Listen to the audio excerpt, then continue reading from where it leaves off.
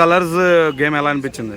Colours game కలర్ఫుల్గా ఒక కలర్కి ఇంకో కలర్ వేసినట్టు, అంటే రీతు చౌదరి తనకి ఇష్టమైన కలర్ని తన ఇష్టమైన కలర్ఫుల్ కళ్యాణ్కి వేసినట్టు అనిపించింది భయ్య గేమ్ చూస్తుంటే. ఎందుకంటే డిమోట్ కళ్యాణ్ అసలు గేమ్లోనే లేడు, సైలెంట్గా ఉంటున్నాడు. ఎప్పుడో ఒకసారి కెమెరా ముందు కనబడే అతన్ని సడన్గా క్యాప్టెన్ చేయడము ఆశ్చర్యానికి గురి చేసింది.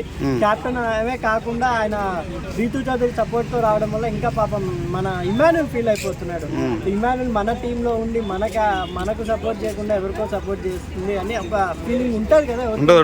అదే రీతు చౌదరి, నేను చెప్పాను కదా శ్రీముఖి బ్యాచ్ రీతు చౌదరి, వాళ్ళు లాస్ట్ వరకు అలా love love love love love అని వెళ్తా లాస్ట్ పోయినసారి విష్ణుప్రియ అలా చేసింది, అలాగే ఉంటుంది ఇప్పుడు కూడా నా అభిప్రాయం. సో రాత్రి మరి మనోడు లావు ఉండడం వల్ల ఎక్కువ కలర్ అయింది ఇమాన్యుల్కి.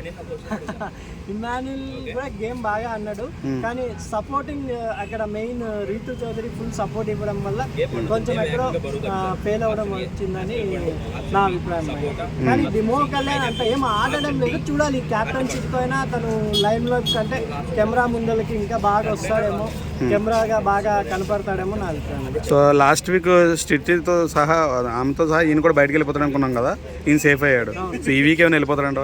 ఈ వీక్ అందరూ డిమో పవన్ అంటున్నారు. నా అభిప్రాయం ప్రకారం మన ప్రియా ఉంది కదా, ప్రియా కానీ డాక్టర్ ప్రియా కానీ ఫ్లోరియస్ అని, వీళ్ళిద్దరిలో ఎవరో ఒకరు టాటా బాయ్ చెప్పాల్సి వస్తుంది.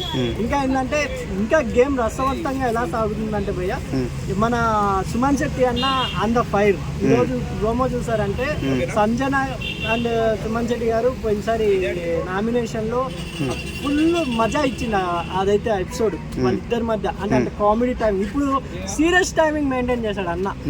సుమన్ శెట్టి అన్న సీరియస్ టైమింగ్ కూడా ఎలా ఉండబోతుంది అనేది చూపించారు.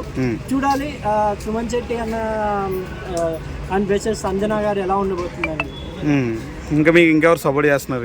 నేను అదే సుమన్ శెట్టి, ఇమాన్యుల్, తనుజ వీళ్ళు బాగా ఆడుతున్నారు.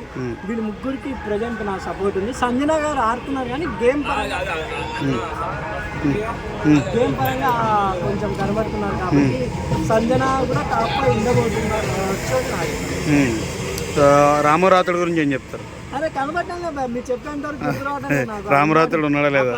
ఉన్నాడు అని మీరు మీరు చెప్పేంత వరకు ఆ క్యాండిడేట్ బిగ్ బాస్ లో ఉన్నాడని నాకు అర్థమైంది. అంటే ఎక్కువ లేడీస్ వెంటనే ఎక్కడో సంజన చాటునా లేదంటే రీతు చౌదరి చాటునా ఇలా ఉంటున్నాడు.